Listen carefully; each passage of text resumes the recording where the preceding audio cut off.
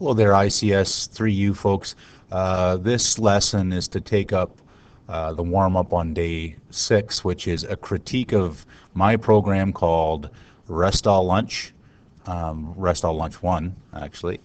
And hopefully you've got a word processing document there, and you've got all your ideas there. And I'm going to make notes about this, but somewhat like this will overlap a bit. But I want you to take all of my notes down as well. You can have any sort of word processing document that you've got, and we're used to this. I'm using Notepad this time, just because I know this is going to be all text. There's going to be no pictures, and this is a program called Notepad++. On to the lesson. So first of all, when I look at this code, and it looks terrible, right? The code itself, and I'm gonna.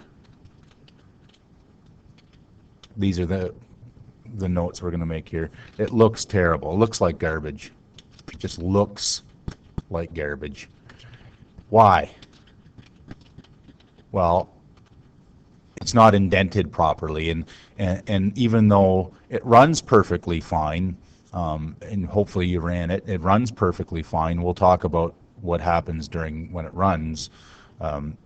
That it doesn't read very nicely at all. One way you can fix that right away is just hitting this indent button.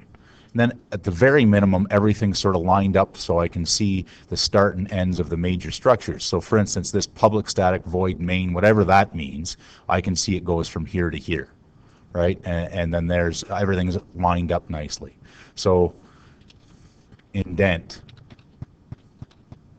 and that makes code easier to read, although it doesn't affect the running of the program at all. Next thing you might notice is that the variable names, although they're, it's just amounts of money spent on lunch Monday, Tuesday, Wednesday, Thursday. Hopefully you figured out that that's what this program was doing, that the variable names are kind of all over the place. There's some that are little MON, capital AMT, little t is the amount spent on Tuesday, which, maybe that's better, and then so on. All of them are different. Well, we want to use the key is to use meaningful. Meaningful means you can read it and it makes sense what it's standing for, and consistent variables. Okay. And the idea is use this camel case, and we talked about camel case before, where it starts with a lower letter and then every word has got a new letter. So this mon amount is fine. What would this one be? We'd switch this one to two's amount, and Wednesday amount, change that, and just so there's more consistency, right? This looks better, sat amount. But notice that now, if I were to run the program, that I'd have a whole bunch of error messages because I've changed the declaration up here. I have to change it in the program down here too. So we have to be careful that when we make one change, we make the changes all over the place. Wednesday, this should be Thursday amount. There's a little error there. And you don't have to make these corrections necessarily.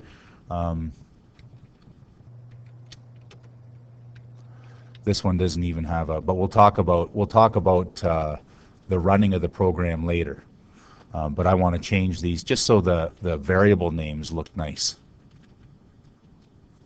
And every time you change one, you should change them all. Notice you could use, if you wanted to,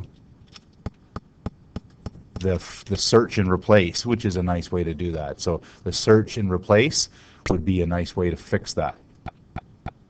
But it's a small program. I'm just going to fix them up real quick.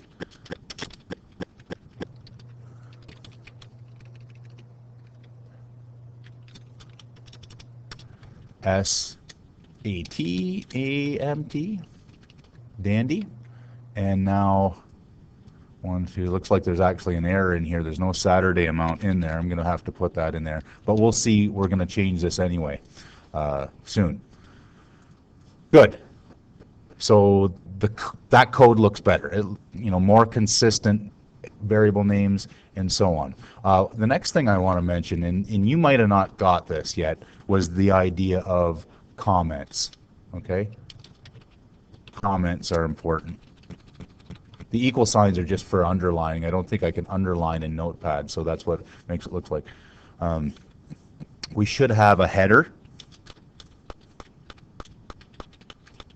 with name and date, etc. Okay, and notice that there is a header on this one, but it's just very small header. It has the name of the class, and that's the one that's built in to Ready. But back on Restall's website here, where is it? Restall's website. There's a header built in, and I want you to use this header kind of from now on. So back in here, I'm going to put the header in there, and in fact, it usually looks like this, by the way, the header, so I can see it. And this is the Restall lunch class still, even though this is comments. Purpose, critique, some programming styles. Author was Restall, version was today's date, you'd write whatever today's date is, you'd write that in there. That should be included now with each of the big programs that you write. Anything that I'm going to look at should have that. If you just had a little bit of code that to try some things out, maybe you wouldn't have a nice header there, but overall we should have a header. Comments should also be used to split the program into major parts. And I'll tell you what I mean here. Usually we have these major parts. We have some variable declarations, and we have the input section of the program, the processing part of the program, and then the output. So where is the variable declarations? Well, they're right in here. This is all the variables we're going to use, and so we should show that. This is the variable declaration section. Declaration section. And notice there are a couple of different ways to show comments. With the 2 lines, that's fine. And then we can actually use some characters, whatever character is your favorite character, to kind of actually physically cut that part from the rest of your program. And then where would be the input? Well, this next part is the input section, right? This is where we're prompting the user. So I'm going to go here. This is the input section.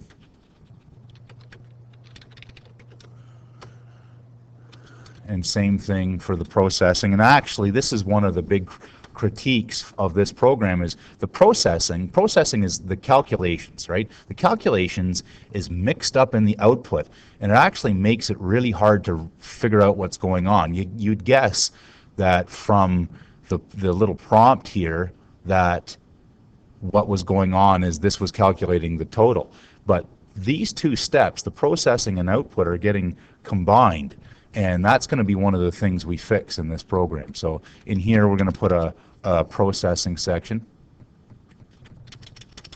And I'll fix that in a second. I'll tell you what I mean. Processing section. And then, which we don't have, by the way, we're going to add that. And then we'll have an output section. Output section. And then I can sort of see the major parts of my program.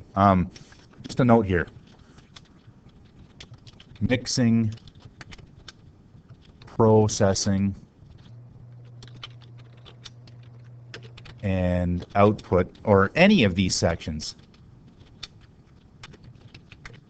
make the program hard to read. Make sure that's typed right. Program hard to read. Okay? So what I'm saying is that this calculation here should be done in a separate part. It should be done, and I'm just going to Control X, cut that out, and put it in here. Except for right now, there's no variable. So this is the total, right? Total equals that. So well, now Restall, you've introduced a new variable, haven't you? Yes, I have. So I'm going to need to put up here the total in my variable declaration section. I'm going to put double total. And then now total is going to be those things added up. Good. That looks easier to read, doesn't it? Now, and then when I get to that part, all I would want to do is go plus total.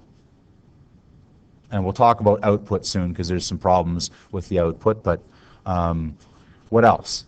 Well, this is processing in here too, right? This is processing, and I'm actually going to take that out, that part, Control X, put it in my processing section, and it's going to be a new, obviously it's going to be a double, right? Because called average. Average equals, and I don't have to go add up all this stuff again. I could just go plus total divided by 6. Do I need those brackets? I do not, but I do need a semicolon to end the statement. See how much easier this is to read than the way it was before? And then I'm just going to output the average. Oh, it was down here.